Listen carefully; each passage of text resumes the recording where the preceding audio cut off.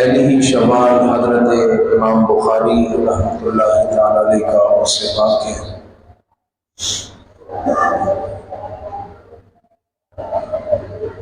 امام بخاری رحمۃ اللہ تعالی علیہ اللہ کا ہم پر وہ انعام ہے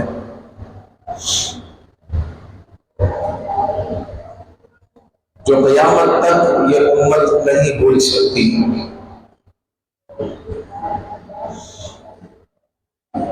اللہ رب العزت لاکھوں لاکھ لوگوں میں سے ایسے لوگوں کو چنتا ہے۔ امام مالک ہے، امام شافعی ہے، امام محمد بن حنبل ہے، امام ابو حنیفہ ہے، امام محمد ہے، امام ابو یوسف ہے، پھر امام نسائی ہے، امام ابو داؤد ہے، امام ترمذی ہے۔ یہ سب وہ لوگ ہیں جنہوں نے حضور کے دین کے لیے کام کیا،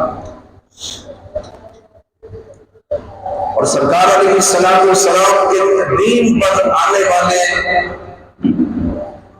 اعتراضات کو رفع اور دفع کیا، اور حضور علیہ السلام کے دین پر پہرا دیا۔ انہی میں سے ایک عظیم نام سیدنا محمد بن اسماعیل، جن کو لوگ امام بخاری رحمۃ اللہ تعالی علیہ سے جانتے اور پہچانتے ہیں، حضرت امام بخاری رحمۃ اللہ تعالی علیہ اس امت کو بخاری شریف کا تحفہ دیا۔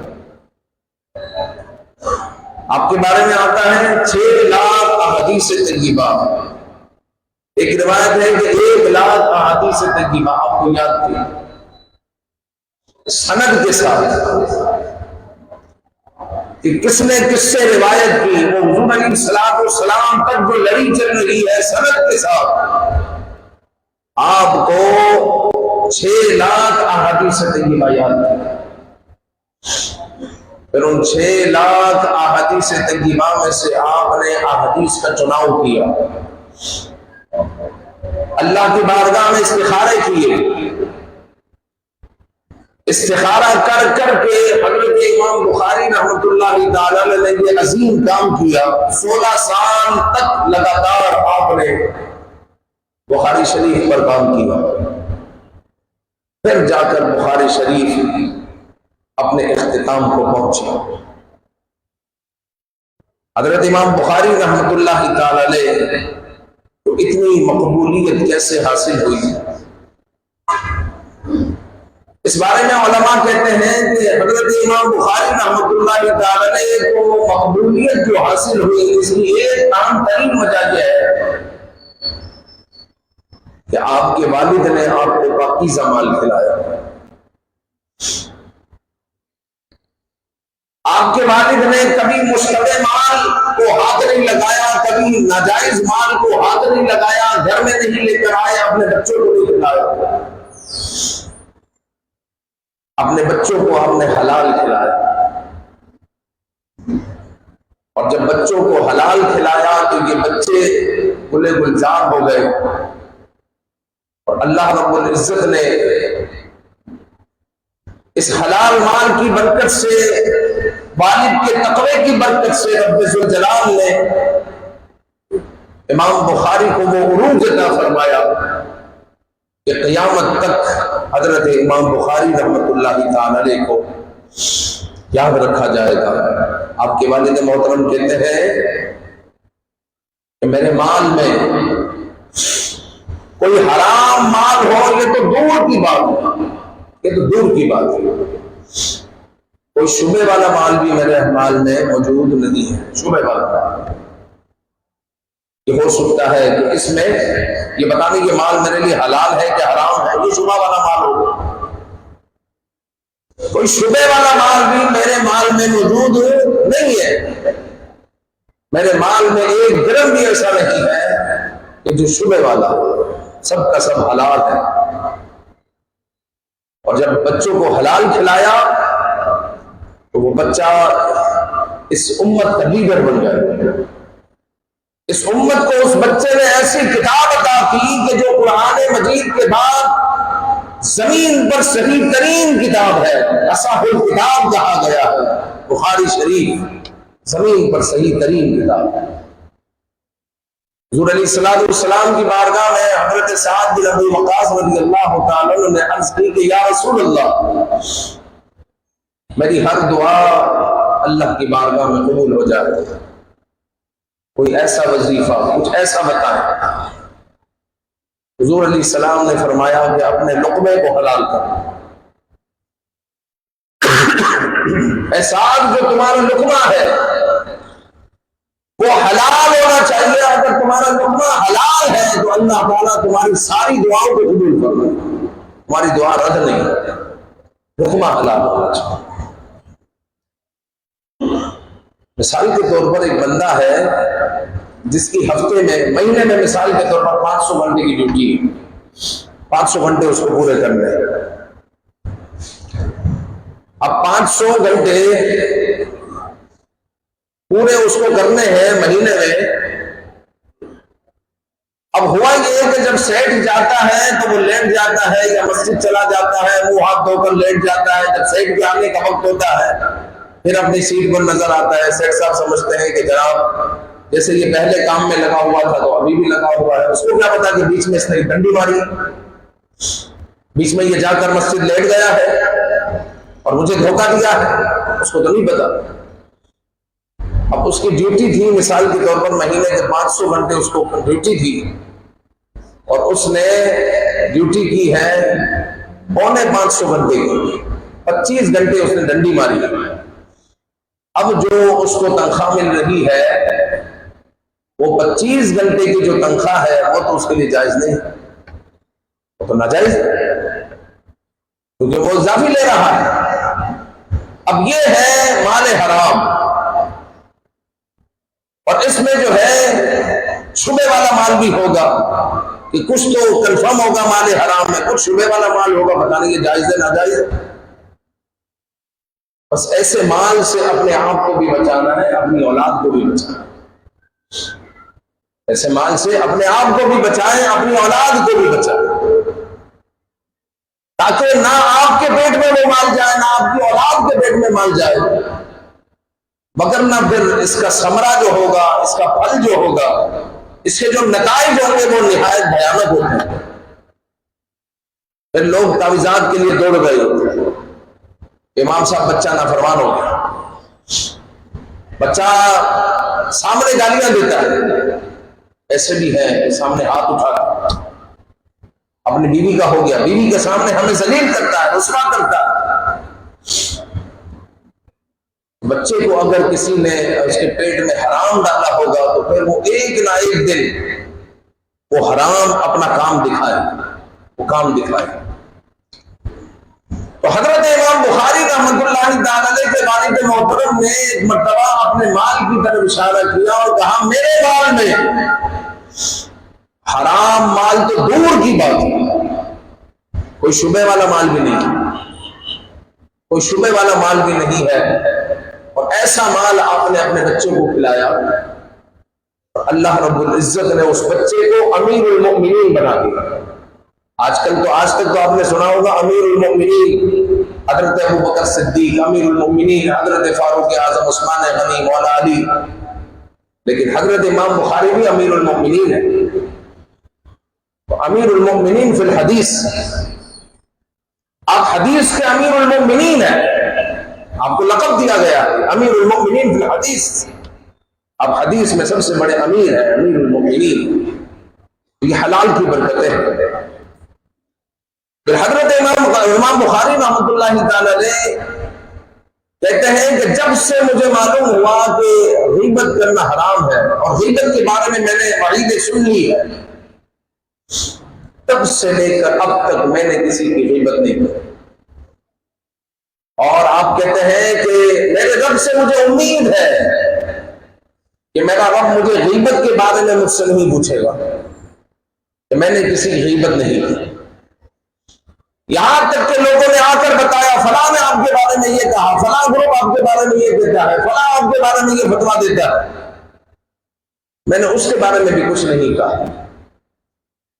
ہوتا یہ ہے کہ بعض اوقات لوگ دبانا چاہتے ہیں لیکن جو ہے خوشبو چھپانے سے بھی چھپتی تو نہیں، خوشبو نے تو مہکنا ہے، تو لوگوں نے بڑا دبانا چاہا، آپ پر بڑے فتوے لگے، آپ کو بہت زیادہ تنگ کیا گیا، لیکن رب ذوالجلال نے آپ کو امیر المؤمنین فی الحدیث بنا دیا۔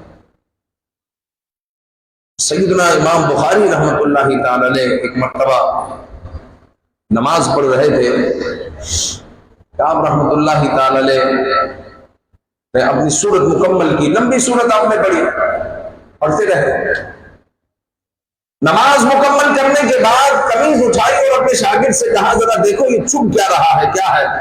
تو بھیڑ تھی اور اس نے 16-17 ڈنک مار چکی تھی وہ، اور حضرت امام بخاری رحمۃ اللہ تعالی نے اس کو سہ رہے تھے، اور نماز پڑھنے کے بعد آپ کو چپن محسوس ہوئی، اور نماز کے دوران آپ بس نماز میں منہمک رہے۔ پیارے بھائیوں، ہماری نماز میں انہماک تو ہے ہی نہیں، حالانکہ حضور علیہ السلام نے فرمایا جب نماز پڑھو تو ایسے پڑھو کہ تم اللہ کو دیکھ رہے ہو، اگر ایسا نہیں ہو سکتا تو پھر کم از کم یہ کرو کہ اللہ تمہیں دیکھ رہا ہے۔ ہونا یہ چاہیے کہ جب ہم مسجد میں آ جائیں، باہر کاروبار آپ نے کر لیا، بڑے دھیان سے ہم کاروبار کرتے ہیں، اگر گاہک نے ہمیں کہا بھائی اس کے 80-20 نکال دو تو آپ 80 ہی 20 دیتے، 81-20 نہیں دیتے۔ اس کو پیسے کاٹنے ہیں، 5000 روپے کا نوٹ دیا، 2400 روپے کاٹنے تو آپ 2400 روپے ہی کاٹتے، 2600 روپے نہیں کاٹتے۔ اس کو آپ نے 2600 روپے واپس دینے، 2800 روپے آپ نہیں دیتے، بڑے دھیان سے آپ کٹوتی کرتے ہیں۔ تو کاروبار میں، دنیا میں ہم انہماک ہے، ہماری توجہ ہے، 14 گھنٹے بھی ہمیں کام کرنا پڑے اور 14 گھنٹے بھی ہمارے پاس پیسے آتے رہے نا، ہم بڑی توجہ سے کام کرتے ہیں، لیکن نماز کے لیے ہم 10 منٹ کے لیے آتے ہیں، توجہ سے نماز نہیں پڑھتے۔ ایسا ہی ہے نا، نماز میں بھی ہماری دکان ہمارے ذہن میں چل رہی ہوگی، دنیا ہمارے ذہن میں تیر رہی ہوگی، چل رہی ہوگی، دنیا میں کھوئے ہوئے ہوگی، حالانکہ ہونا یہ چاہیے کہ آپ نے مسجد میں قدم رکھا، اب جو ہے آپ دنیا کو باہر ہی چھوڑ کر آ جائے، اب یہ وقت جو ہے مکمل طور پر رب ذوالجلال کی بارگاہ کے لیے ہے، بس پھر آپ نماز پڑھیں اس طرح پڑھیں کہ اللہ دیکھ رہا، اللہ اکبر، اللہ دیکھ رہا ہے، وہ دیکھ رہا ہے جس نے مجھ پر احسان کیے، جس نے مجھ پر طرح طرح کی نعمتوں کی بارشیں کی، جو میرے گناہوں پر میری گرفت نہیں کر رہا بلکہ مجھے ڈھیل دے رہا ہے کہ اب توبہ کر لے گا، اب توبہ کر لے گا، وہ رب مجھے دیکھ رہا ہے کہ جو مجھ پر ہر وقت کرم فرماتا ہے، رحم فرماتا ہے، وہ مجھے دیکھ رہا ہے۔ جب آپ اس تصور کے ساتھ نماز پڑھیں گے، تھوڑا وقت لگے گا، ایک وقت کے بعد آپ کے رونگٹے کھڑے ہونا شروع ہو جائے گا، آپ کو نماز میں مزہ آئے گا، نماز کے لیے ایک لذت ہے، لیکن اس لذت سے ہم غافل ہیں، دور ہیں۔ ورنہ تو حضرت رابعہ بصری رحمت اللہ تعالی علیہ نے ایک مرتبہ عشاء کی نماز کے بعد صلاۃ اللیل شروع کی، رات کی نماز شروع کی، عبادت شروع کی، کرتی رہی یہاں تک کہ فجر کی اذان ہو گئی۔ اللہ کی بارگاہ میں عرض کی کہ یا اللہ، رات اتنی چھوٹی ہے، ابھی تو عشاء ہوئی تھی، ابھی فجر ہو گئی، اور ہم تو شب برات کے 6 رکعت نفل پڑھ کر تھک جاتے ہیں، صلاۃ و تسبیح پڑھ کر تھک جاتے ہیں۔ ارے بھائی مولوی صاحب نے تو بڑی لمبی کر دی، 35 منٹ، ابے فلاں نہیں ہے، اس نے 25 منٹ میں پڑھا دی، 35 منٹ لگا دیا۔ تراویح میں امام صاحب دیکھو تو 70 منٹ لگا دیتے، وہ نہیں 50 منٹ میں ختم کر دیتے۔ ہم تو 20 منٹ کے وقفے سے ادھر ادھر ہو جاتے ہیں بھائی، اسی میں چینج ہو جاتی، تھک جاتے ہیں، ذائقے سے محروم ہو جاتے ہیں۔ تو یہ ذائقے سے ہم محروم ہو گئے۔ نماز کا بھی ایک ذائقہ ہے، نماز کی بھی ایک حلاوت ہے، لیکن ان حلاوتوں سے ہم محروم، دور ہیں۔ حضرت امام بخاری رحمت اللہ تعالی نے اتنے انہماک کے ساتھ نماز پڑھی کہ وہ جو بھیڑ تھی، آج تو مچھر بھی ہمیں ڈنک مارے تو پتا چلتا ہے بھائی کچھ کر کے گیا ہے، بھائی اڑ گیا ہے لیکن اپنا کام دکھا کر گیا ہے، پتا چلتا ہے۔ لیکن امام بخاری رحمت اللہ تعالی کو 16-17 ڈنک اس نے مار دی ہے، لیکن آپ نے نماز کے بعد اپنے شاگرد سے کہا ذرا دیکھو کیا ہے۔ آپ سے کہا گیا کہ آپ نے نماز کے دوران ہی اس کو محسوس نہیں کیا، نماز کیوں نہیں توڑی؟ آپ نے کہا کہ مجھے وہ جو سورت مکمل کرنی تھی وہ کرنی تھی، اور معمولی جبن کی وجہ سے میں اس طرف دھیان کیوں ہوں؟ آپ نے اس طرف دھیان نہیں دیا، آپ نے اپنی نماز کو مکمل کی. تو نماز کو کوشش کریں انضباط کے ساتھ. کوشش کریں کہ آپ جب نماز کے لیے مسجد آئے تو مسجد کے باہر، کیونکہ 14 گھنٹے آپ ڈیوٹی کر رہے ہیں، 12-14 گھنٹے جو ہے لوگ دکانوں پر بیٹھتے ہیں، تو آپ کریں. لیکن جب نماز کے لیے آئے 10 منٹ کے لیے تو کوشش کریں سب کچھ باہر چھوڑ کر آئے. اور آج سے نماز اس طرح پڑھنا شروع کریں کہ اللہ دیکھ رہا ہے. پھر اللہ دیکھ رہا ہے، آپ نے جب اس طرح پڑھنا شروع کی تو آج ہی سے انشاءاللہ آپ کو نماز میں لذت آنا شروع ہو جائے. اس کی بھی ایک حلاوت ہے. میں نے کہا نا، وہ جو رابعہ بصری نے کہا تھا کہ اللہ ابھی تو عشاء ہوئی تھی فجر ہو گئی، وہ کیا تھا؟ وہ یہ تھا کہ آپ جو رات بھر عبادت کرتی رہی، آپ کو حلاوت محسوس ہوتی رہی. اور جس چیز میں حلاوت محسوس ہوتی ہے، لذت محسوس ہوتی ہے، تو وقت ایسے نکل جاتا ہے پتہ ہی نہیں چلتا. ایسا ہی ہوتا ہے نا، وقت ایسے نکل جاتا ہے پتہ ہی نہیں چلتا. تو بس آپ کو حلاوت آپ کے پاس تھی، اس لیے وقت چلا گیا، نکل گیا، پتہ ہی نہیں چلا. تو یہ حلاوت اگر آپ کو چاہیے ہے تو نماز میں لذت چاہتے ہیں تو نماز انضباط کے ساتھ پڑھے. اس طرح پڑھے کہ اللہ دیکھ رہا ہے. ایک مرتبہ حضرت امام بخاری رحمۃ اللہ تعالی علیہ کشتی پر سوار تھے. آپ رحمۃ اللہ تعالی علیہ کے پاس اس وقت 1000 اشرفی کی تھیلی تھی. کشتی میں ایک شخص نے دیکھ لیا کہ یار یہ مولوی آدمی ہے، امامہ بندہ ہوا ہے، دستار پہنی ہوئی ہے، جبہ پہنا ہوا ہے، اس کے پاس 1000 اشرفیاں کیا کرتی؟ تو بزنس مین کے پاس ہونی چاہیے. تو اس نے پہلے سارا جائزہ لے لیا، پھر شور کرنا شروع کر دیا کہ بھائی میری 1000 اشرفیوں کی تھیلی غائب ہو گئی میرے سامان سے، کہاں گئی؟ لوگ اس کی طرف مائل ہوئے اور حضرت امام بخاری رحمۃ اللہ تعالی علیہ سمجھ گئے یہ ڈرامہ کرے گا اور اب چیکنگ ہوگی اور میرے پاس سے 1000 اشرفیاں نکلنی ہے. امام بخاری رحمۃ اللہ تعالی علیہ نے وہ تھیلی سمندر میں پھینک دی. اور جب جو ہے شور شرابہ ہوا، چیکنگ کی گئی، تو پوری کشتی میں سے کسی کے پاس بھی 1000 اشرفیوں کی تھیلی نہیں نکلی. پھر وہی شخص حضرت امام بخاری رحمۃ اللہ تعالی علیہ سے باہر ملاقات کرتا ہے اور کہتا ہے کہ میں نے تو آپ کے پاس دیکھی تھی 1000 اشرفیوں کی تھیلی، کہاں گئی؟ تو کہا کہ جو میرا سرمایہ ہے وہ یہ ہے کہ ثقافت، میرے اوپر لوگ بھروسہ کرتے ہیں، مجھے معتبر سمجھتے ہیں. اگر یہ 1000 اشرفیوں کی تھیلی میرے پاس سے نکل جانی تھی تو پھر کچھ لوگوں کو یہ کہنا تھا کہ تو چور ہے، کچھ لوگوں کو چور کہنا تھا کہ میں چور ہوں. اور پھر یہ جاتی قیامت تک کہانی کہ جس نے بخاری جمع کی تھی اس پر تو چوری کا الزام لگا تھا. پھر کوئی کہتا کہ میں چور ہوں، کوئی کہتا نہیں وہ تو سادہ آدمی تھے، اچھے آدمی تھے. پھر امت میں کیا ہوتا کہ بخاری شریف میں تذبذب ہو جاتا، مشتبہ ہو جاتا.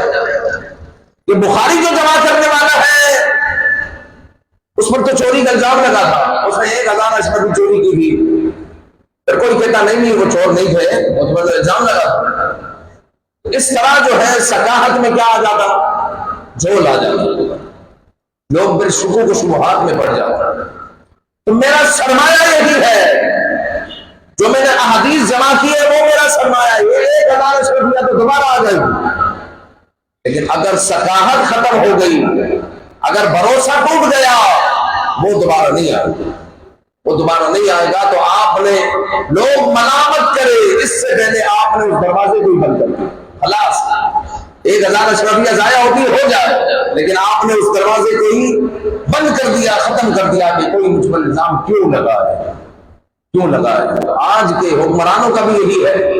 اللہ رب العزت جس کو حاکمیت دے، جس کو جو عہدہ دے، اس کو چاہیے کہ وہ اپنے عہدے کی پاسداری کرے. ایسا نہیں ہو کہ جناب عالی ہم لاک ڈاؤن لگا رہے ہیں، اسمارٹ لاک ڈاؤن، جناب عالی پیٹرول کی بچت کرنی، اور خود حضرت صاحب جا رہے ہو تو 35-50 گاڑیوں کا قافلہ جا رہا ہے، اور وہ کیا رہے پیٹرول کی بچت. اسکول بند، جناب کیوں بھائی اسکول کی وینوں پہ ہمیں پیٹرول بچانے، اور حضرت کا جو قافلہ جا رہا ہے 50 آدمیوں پر مشتمل ہو. تو ہر حاکم کو یہ سمجھنا چاہیے کہ اپنی زندگی ایسی گزاری کہ کوئی آپ پر ملامت نہ کرے۔ اللہ نے تمہیں عہدہ دیا ہے، اللہ تعالیٰ نے تمہیں رفعت دی ہے، عزت دی ہے، تو اس عزتوں کو سنبھالنا چاہیے کہ کوئی تم پر انگلی نہ اٹھائے، کوئی تم پر انگلی نہ اٹھائے کہ جناب علی یہ جو ہے دوسروں کو منع کرتے ہیں، خود کرتے ہیں۔ اور قرآن کہتا ہے یا ایھا الذین آمنوا لم تقولون ما لا تفعلون، اے ایمان والو وہ کیوں کہتے ہو جو تم خود نہیں کرتے، جو تم خود نہیں کرتے۔ تو بندے کو پہلے خود عمل کرنا چاہیے، پھر دوسروں کو بولنا چاہیے، کوشش ہونی چاہیے بندے کی کہ خود بھی عمل کرے، پھر دوسروں کو بھی نیکی کی دعوت دے، تو یہ پھر نیکی کی دعوت کام آتی ہے اور نیکی کی دعوت دلوں میں اترتی ہے۔ اور خود جو ہے اس کا عمل نہ ہو پھر وہ دعوت دل میں نہیں اترتی، پھر بندہ محروم ہو جاتا ہے۔ تو حضرت امام بخاری رحمۃ اللہ تعالی علیہ کی کیا شان ہے۔ حضرت امام بخاری رحمۃ اللہ تعالی علیہ نے بخاری شریف کی ایک ایک حدیث کو آپ نے استخارہ کر کر بخاری شریف میں لکھی، ایک ایک حدیث پر استخارہ کیا، اور آپ نے امام بخاری رحمۃ اللہ تعالی علیہ نے بخاری شریف مکہ میں بھی لکھی، مدینہ میں بھی لکھی، اور 16 سال کے عرصے میں آپ نے بخاری شریف کو مکمل کیا، اور پہلی شوال کو آپ کا انتقال ہوا۔ اور رب ذوالجلال قیامت تک اس امت کو ایسے لوگ عطا کرتا رہے گا، ایسے لوگ عطا کرتا رہے گا کہ جو اس امت کو سنبھالیں گے، کیونکہ نبیوں کو تو آنا نہیں، نبوت کا دروازہ بند ہو گیا۔ حضور علیہ السلام خاتم النبیین ہے، حضور کے بعد اگر کوئی یہ جانے یا سمجھے کہ حضور کے بعد بھی کوئی نبی آ سکتا ہے، یا مرزا معاذ اللہ نبی ہے، وہ کافر ہے، اس کا اسلام سے کوئی تعلق نہیں۔ ہاں اس امت کو اللہ رب العزت غزالی اور رازی جیسے علماء، اور امام بخاری جیسے علماء، امام اعظم ابو حنیفہ جیسے علماء، اعلیٰ حضرت جیسے علماء دیتا رہے گا، اور یہ امت آگے بڑھتی رہے گی اور قیامت تک یہ پہنچے گی انشاءاللہ العزیز۔ امت پر بڑے سخت وقت آئے اور آتے بھی رہیں گے، ابھی بھی سخت وقت سے یہ امت گزر رہی ہے، بس اللہ رب العزت عالمی سطح پر اس امت کو کوئی لیڈر عطا فرمائے۔ ہمارے پاس کوئی عالمی سطح پر لیڈر نہیں ہے تو اس امت کو ایک کرے۔ حضور علیہ السلام کے بعد خلفائے راشدین، پھر خلفائے راشدین کے بعد سلطنت عثمانیہ، یہ اس امت کی جان تھی، یہ امت کی شان تھی، لیکن سلطنت عثمانیہ کو توڑا گیا، ختم کیا گیا۔ پھر اس کے بعد اس امت میں وہ جان نہیں آئی جو خلافت کی جان ہے۔ اس امت کا اصل نظام ہے خلافت، کہ زمین پر جہاں جہاں حکمرانی ہوگی تو ایک گورنروں کا جال بچھا ہوا ہوگا، لیکن ان کو لیڈ کرنے والا ایک خلیفہ ہوگا، ایک خلیفہ ہوگا۔ اس امت کی یہ جان ہے، خلافت کا نظام، یہ امت اس سے محروم ہے۔ بس رب تعالی ہمیں خلافت کا نظام عطا فرمائے، آمین بجاہ النبی امین صلی اللہ تعالی علیہ وآلہ وسلم۔